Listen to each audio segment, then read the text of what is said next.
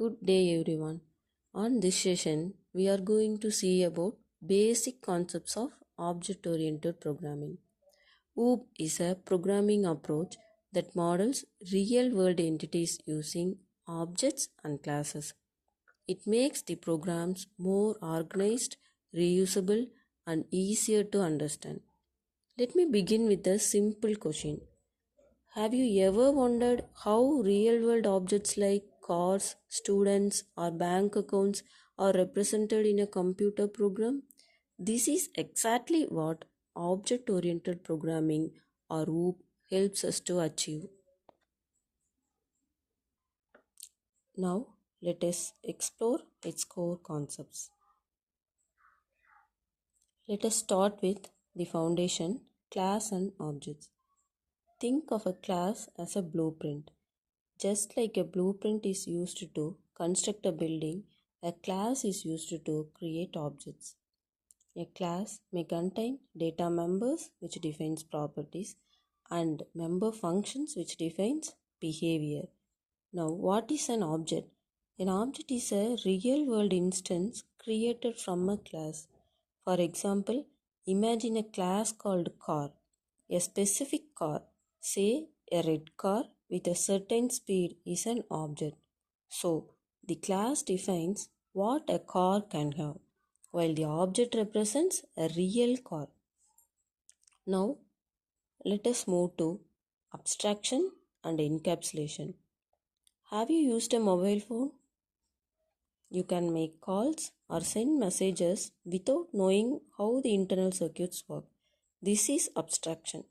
That means showing only what is necessary and hiding the complexity behind it. Encapsulation, on the other hand, is like a capsule that contains both data and functions together. It also ensures data hiding, meaning the internal data is protected and accessed only through proper methods. This improves security and makes the program more reliable. Next, let us discuss inheritance. Inheritance allows one class to use the properties of another class. Think about a family. A child inherits characteristics from parents. Similarly, in programming, a subclass inherits features from a superclass. For example, if we have a class called vehicle and a class called car can inherit its property because the car comes under vehicles. This avoids rewriting the same code and promotes reusability. The main advantage of polymorphism is the reusability. Now, let us understand polymorphism. Here the polymorphism means many forms. Poly means many and the morph means forms. Let me ask you this. Can same action behave differently in different situations? Yes.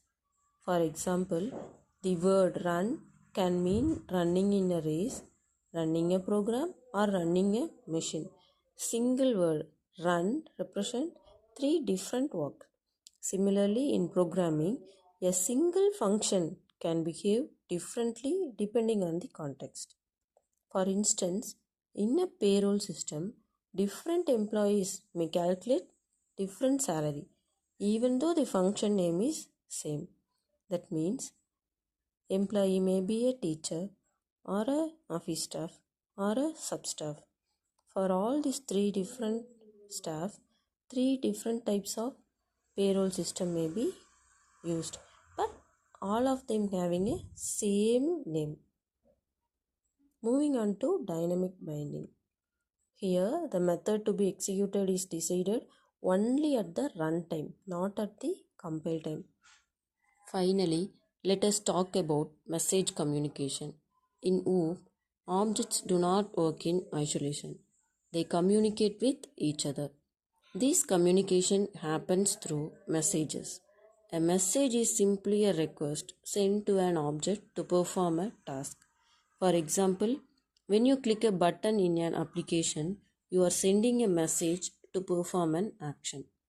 To conclude, object-oriented programming helps us model real-world system efficiently. Understanding these fundamentals is the first step toward becoming a strong programmer. Thank you and see you in the next session.